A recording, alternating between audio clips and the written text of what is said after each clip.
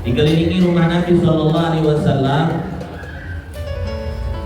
Maka saat dikelilingi tersebut, Nabi dan Sayyidina Ali karramallahu wajhah, beliau sudah bersepakat bahwasanya beliau malam itu akan pergi untuk menuju ke kota Madinah yang disebut dengan hijrah. Nabi Shallallahu Alaihi Wasallam bertanya kepada Sayyidina Abu Bakar Siddiq, ya Abu Bakar, maukah kamu menjadi sahabat atau menemaniku untuk berangkat hijrah ke kota? Maka Abu Bakar Siddiq, na'am ya Rasulullah, iya wahai Rasul, saya siap untuk menemanimu untuk berangkat ke kota Madinah dalam keadaan kita berhijrah. Maka Nabi memanggil kepada Sayyidina Ali, ya Ali, ini Ali. Kata Nabi, wahai Ali, sekarang kamu mau gak aku meminta kepadamu agar supaya kamu menggantikan posisiku? Tujuannya untuk apa? Mengelabui mereka para kafir Quraisy agar tidak terlalu curiga kalau Nabi itu berhijrah ke kota Madinah. Maka Sayyidina Ali disuruh oleh Nabi menggantikan posisi Nabi untuk menempati tempat tidurnya Nabi kita Muhammad SAW. Nabi melihat, oh banyak betul ini orang-orang Quraisy. Nah, maka Allah Subhanahu wa taala memerintahkan kepada Rasul sallallahu alaihi wasallam untuk membaca sebuah ayat yang kemarin. Ini saat ketika kita mau menghadapi musuh. Ayat itu waja'alna min baini aydihim saddan wa min khalfihim saddan fa aghshaynahum wa hum la yubsirun. Kata Allah, waja'alna min baini aydihim saddan, menjadikan mereka di samping-sampingmu itu orang-orang sadar yang tidak sadarkan diri. Al-Zainahum bahum la yubsirun. Maka Allah menjadikan mereka itu tertidur pulas dan tidak melihat engkau nanti ketika keluar dari rumah wahai Muhammad.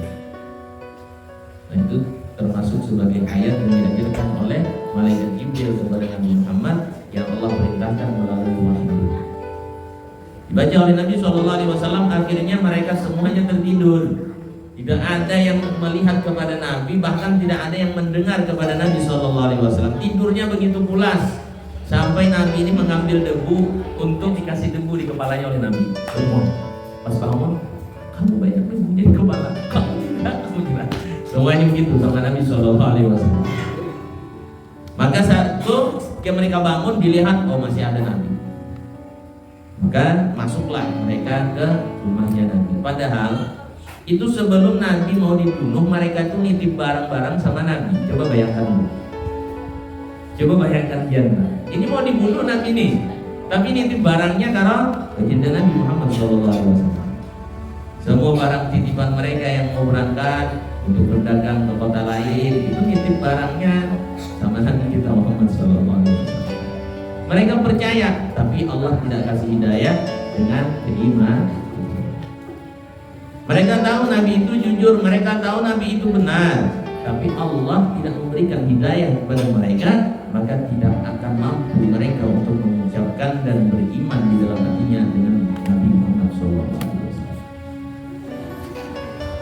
Begitu banyak orang yang mengetahui jalan-jalan agama itu adalah benar, tapi Allah menutup hati mereka untuk mengikuti jalan agama. Intinya mereka terhalang dari rahmat Allah Subhanahu wa taala. Dan berapa banyak orang-orang yang terhalang dari rahmat Allah yang mereka tahu seperti halnya kegiatan-kegiatan semacam ini adalah baik. Tidak ada orang yang mengatakan kegiatan yang semacam ini enggak baik, tapi Allah tutup hati mereka sehingga tidak mampu untuk memenuhi panggilan-panggilan Allah Subhanahu wa taala. Makanya seberapapun kita itu mengajak kepada orang, kalau hatinya ditutup oleh Allah Subhanahu wa taala, maka tidak akan mungkin untuk tergetar sekalipun nanti yang menyampaikan kebaikan itu. Lahum qulubun la yafqahuna biha, mereka punya hati tapi tak punya perasaan. Walahum udhun la yasma'una biha, mereka mendengar tapi seolah-olah. Walahum a'yun la yubsiruna biha, mereka melihat tapi seolah-olah mereka buta. Ulaika kal an'am bal hum adall. Ini Allah yang berbicara dan berfirman di dalam Al-Qur'an. Mereka orang yang semacam itulah, kata Nabi, kata Allah Subhanahu wa taala, diserupakan dengan binatang dan bahkan lebih buruk, lebih jahat dan sesat daripada binatang. Alhamdulillah, kita yang hadir, kita yang duduk, dan kita ada punya ini, syukuri. Ini nikmat besar dari Allah Subhanahu wa taala. Ini nikmat agung dari Allah Subhanahu wa taala. Saat ketika diberikan kenikmatan tersebut, jaga nikmat itu. Dalam artian kita menjaga, terus kita bersyukur kepada Allah setiap kali hadir ke tempat ini, pulang alhamdulillah masih diberikan taufik hidayah oleh Allah.